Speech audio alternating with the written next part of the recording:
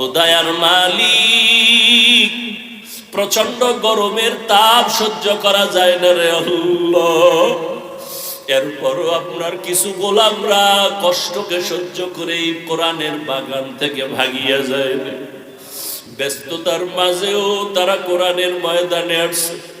আমার কলিজার কত যুবক,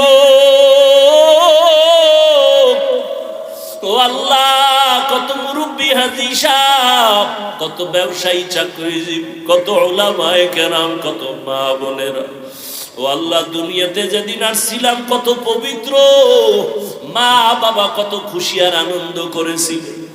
আজকে সেই জীবনটা কেমন যেন গুনার কারণে নাপাক হয়ে গেছে। গুনার কারণে তুমি বেজার। মা বাবা এত আদর করতেন, কিন্তু আজকেও গুনার কারণেই মা বাবা আমাকে দেখতেই পারে না, মনে মনে বড় কষ্ট পায়।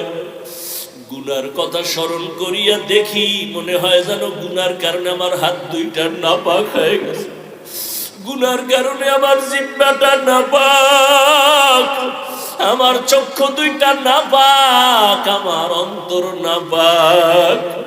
ও আল্লাহ, এই গুনার খবর আমার মা বাবায় জানলে কেউ সম্মানের নজরে দেখতেন না, আমার স্ত্রী পরিবার জানলে কেউ আমারে মহব্বত করত না। ও আল্লাহ, আপনি কেমন দয়ার মাওলা। আপনার দেওয়া পানি, আপনার দেওয়া বাতাস, আপনার দেওয়া সূর্যের আলো, চাঁদের আলো সব আমরা ভোগ করিয়া আপনার নাফরমানি করলাম। আপনি রাগ করিয়া একবারও পানি বন্ধ করেন নাই, বাতাস বন্ধ করেন নাই। আজ আমরা তওবার নিয়তে হাজির, বুঝতে পেরেছি আর গুনাহ করব না রে আল্লাহ।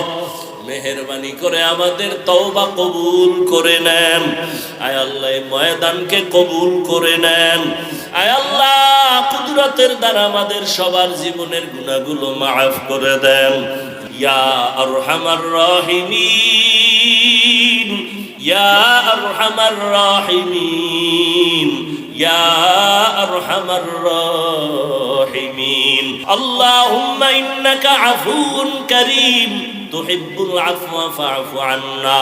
আল্লাহুম্মা ইন্না নাসআলুকা রিযাকা ওয়াল জান্নাহ ওয়া নাউযু বিকা মিন সাখাতিকা ওয়ান নার।